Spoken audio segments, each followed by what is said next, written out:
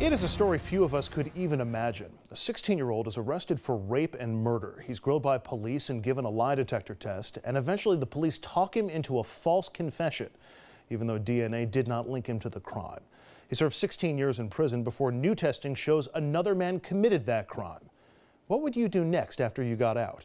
How would you seek justice, and can you ever be made whole after such an ordeal? That is the story of Jeff Deskovic, who is about to enter the final phase of that search for justice, at least as far as the legal system is concerned, with a federal suit against Putnam County and the retired investigator who administered that lie detector test. And joining us now for this week's Newsbreaker interview is Jeff Deskovic. Jeff, thanks for joining us. Thanks for having me. I know that there are limits to what you can say with the suit pending in Putnam County, and so anything that gets a little too close, feel free to just let me know. But this suit is part of your continuing quest for justice after your release, correct? Absolutely. And how has that quest been? You've now been out 8 years. How do you feel 8 years later, having spent so much time outside of prison, looking to make yourself whole for your time spent in prison? In a way, I feel like I suffered an injury past just simply being wrongfully imprisoned. I was only able to get some compensation after being home for about 5 years. I lived a very difficult and destitute existence. I almost ended up in a homeless shelter at one point. If I had to make a trip to the city, I actually packed cereal in a bowl and put it in my backpack. I couldn't afford to eat out. The fact that I experienced that, and more importantly, that there's been no changes in the law to assist exonerees from the point of release prior to receiving compensation, still bothers me. You must have felt in some ways like you were still being penalized for this crime that you hadn't committed when you were 16 years old. I did, and in many ways I still felt like I was incarcerated, just not physically, but in many other significant ways. How so? Well, now you don't have the freedom of movement because budget is extremely limited. That's one aspect of it. I was never able to obtain gainful employment. I didn't have the same level of experience, but the stigma of having been incarcerated for that length of time, albeit wrongfully, that was a part of it as well.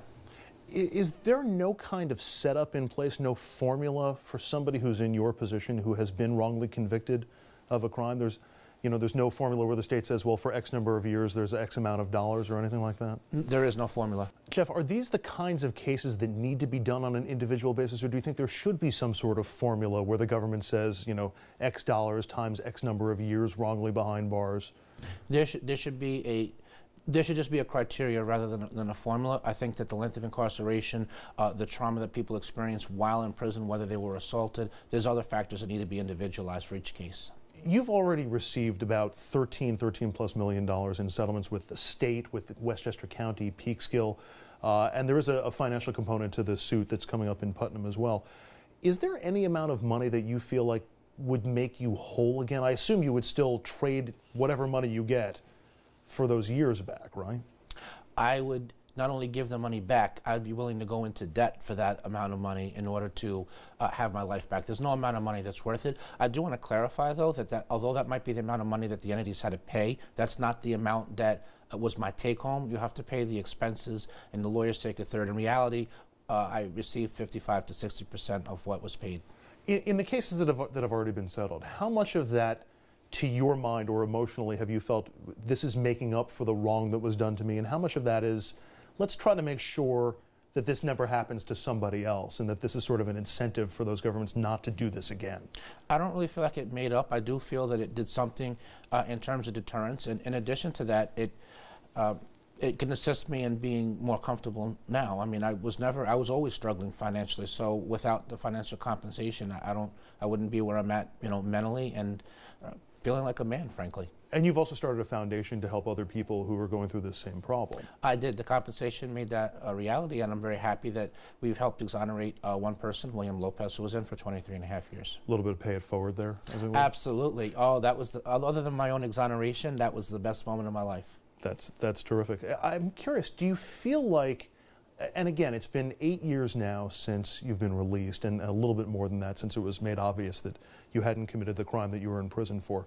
Do you feel like police and prosecutors are doing more today to stop cases like yours from happening? Yes, I do. I've been admitted as an instructor in New Jersey. So Bergen County Police Academy has had me there for several presentations. I've given several presentations in front of on panel discussions for judges. The Brooklyn District Attorney certainly has, been grade 9 exoneration since he took office in January. But what I have to, so, and also the New York Times study, which referenced the really fast-paced level of exonerations that have happened, and a significant percentage of those police and prosecutors cooperated with the defense. That being, so I think the landscape is changing a bit. In terms of Governor Cuomo, in one of his State of the State addresses, I forgot if it was last one or two before that, he acknowledged coerced false confessions and misidentification as leading causes of wrongful conviction, and the reforms that would make that more accurate, videotaping interrogations, better procedures.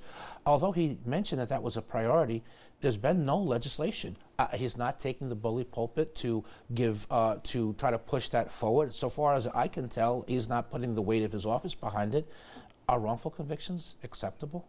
So you're saying the governor talked the talk, he hasn't walked the walk. That's exactly what I'm saying. I'm curious, the kinds of information that you share with the Bergen Police or the DA's office in Brooklyn, what kinds of advice do you give to cops and prosecutors? What do you tell them?